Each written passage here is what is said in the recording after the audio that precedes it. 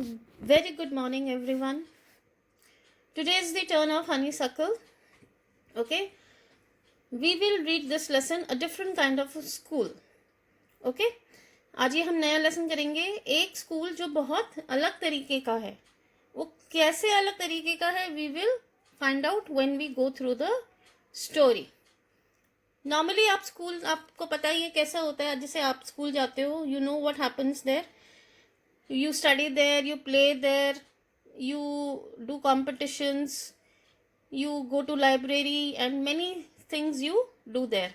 But ये एक ऐसा स्कूल है जो हटकर है सबसे. Why it is different? We will go through the story. But before starting the story, let us read this.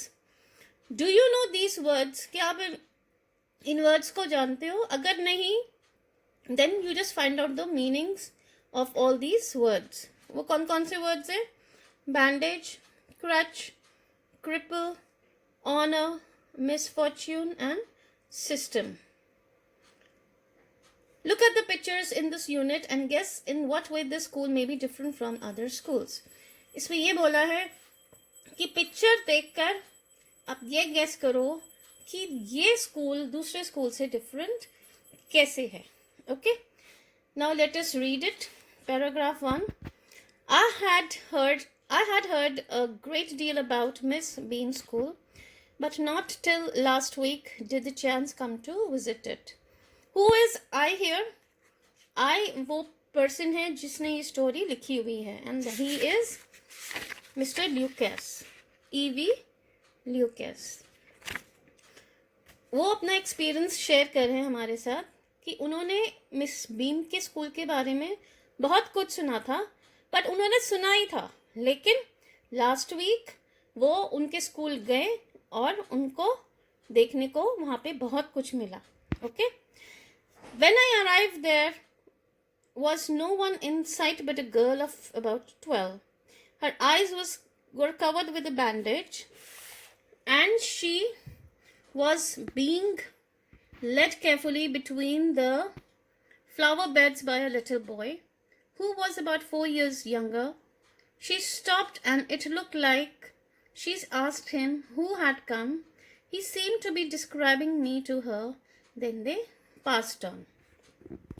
तो सेकेंड पैराग्राफ में ये बताया है कि मैं जब आया उनके स्कूल में कोई भी नहीं था, बट एक गर्ल थी जिसकी उम्र अराउंड 12 ईयर्स की थी. उसकी आंखें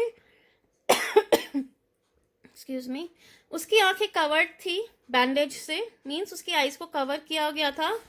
और जो वो थी शी वॉज, क्योंकि उसकी आईज कवर की हुई थी तो वो देख नहीं सकती थी, तो उसको एक छोटा सा लड़का था जो उसको पकड़ के ध्यान से लेके जा रहा था बिटवीन द फ्लावर बेड्स, यानी कि फूलों की क्यारी बनी हुई थी, उसके बीच में से वो लड़का उसको पकड़ के आराम से धीरे धीरे केयरफुली ले जा रहा था. Who was about 4 years younger, जो कि उस लड़की से 4 साल छोटा था. तो she stopped, वो रुकी, and it looked like she asked him who had come. वो रुकी और उसने ये लड़के से पूछा कि कौन आया है, यानी कि ल्यूकस के बारे में पूछा कि कौन आया हुआ है, और वो उसको उसके बारे में बता रहा था, ल्यूकस के बारे में. उसके बाद वो वहाँ से चले गए. इट मीन्स उसके आईज में बैंडेज थी, but still she was aware कि समबडी इज देयर. उसको दिख तो नहीं रहा था, लेकिन उसको एहसास हो रहा था कि कोई पर्सन आया है. Now Miss Beam was all that I had expected. Middle aged, full of authority, yet kindly and understanding. Mr Bean कहता है कि मैंने जैसे सोचा था मिस बीन के बारे में वो वैसी ही निकली. मिडिल एज यानी कि उनकी एज अराउंड 35 to 40 के बीच में थी. Mid age, okay. Full of authority यानी कि उसके पास पूरी पावर्स थी, दो because it was her school. Yet kindly, उसके पास बहुत पावर थी, लेकिन फिर भी वो बहुत काइंड और अंडरस्टैंडिंग थी. Her hair was beginning to turn grey, और उनके जो बाल थे मिस बीन के वो धीरे धीरे ग्रे हो रहे थे. And she had the kind of plump figure that is likely to be comforting to a homesick child. I asked her some questions about her teaching methods, which I had heard were simple. अब third paragraph में miss beam का description दिया हुआ है कि वो middle age थी, उसके पास बहुत पावर्स थी, फिर भी वो बहुत अच्छी थी, अंडरस्टैंडिंग थी, काइंड थी. उनके बाल थे वो ग्रे वन हो रहे थे, और उनका प्लम फिगर था, मीन्स वो थोड़ी सी फैट थी. Plump means fat. वो थोड़ी सी प्लम फिगर की थी. और मैंने उनसे कई क्वेश्चंस पूछे उनके टीचिंग मेथड्स के बारे में, उनके स्कूल में कैसे टीचिंग वगैरह होती है. जो उन्होंने जवाब दिया वो मेरे को पता चला कि उनकी टीचिंग मेथड्स बहुत ही सिंपल हैं, उसके लिए कुछ स्पेशल नहीं है. दे वो very simple. No more than is needed to help them to learn how to do things. Simple spelling, adding, subtracting, multiplying and writing. The rest is done by reading to them and by interesting talks during which they have to sit still and keep their hands quiet. They are practically no other lessons. अब वो बताती है कि no more than is needed to help them to learn how to do things. वो spellings भी करते हैं, adding भी करते हैं, सब्ट्रैक्टिंग भी करते हैं, मल्टीप्लाइंग भी करते हैं, राइटिंग भी करते हैं. बाकी rest is done by reading to them. उनको पढ़ के सुनाया जाता है और उनसे इंटरेस्टिंग बातें की जाती हैं. उस टाइम पे वो क्या करते हैं बच्चे, वो चुपचाप बैठे रहते हैं और they have to sit still and keep their hands quiet. यानी कि जब when they are doing all these works उनको चुप करके बिठाया जाता है. and they are practically no other lessons. और कोई lessons practically नहीं होता. The real aim of the school is not so much to teach thought as to teach thoughtfulness, kindness to others and being responsible citizens. Look out of the window a minute, will you? वो कहती है कि इस school का main M क्या है कि बच्चों को ज़्यादा बुक्स की नॉलेज ना देकर उनको ये सिखाना कि काइंड होना दूसरों के लिए और एक अच्छा रिस्पॉन्सिबल सिटीजन बनना है. मेन पर्पस इस स्कूल का ये है. सिर्फ बुकिश नॉलेज ही ज़रूरी नहीं है. हम ये सिखाते हैं कि you have to be kind to others और you have to be a responsible citizen. फिर वो कहती है कि look out of the window a minute. फिर वो मिस्टर लुकास को कहती है कि तुम एक बार खिड़की के बाहर देखो, क्या तुम देखोगे. फिर मिस्टर लुकास उसकी मिस बीम की बात मान के I went to the window which overlooked a large garden and a playground at the back. What do you see, Miss Beam asked. फिर उस मिस्टर लुकास ने उस विंडो के थ्रू देखा तो उसने देखा एक लार्ज गार्डन है, प्लेग्राउंड पीछे.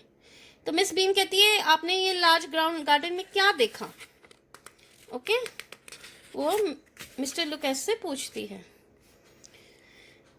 फिर वो बताते हैं I see some very beautiful grounds, I said, and a lot of jolly children.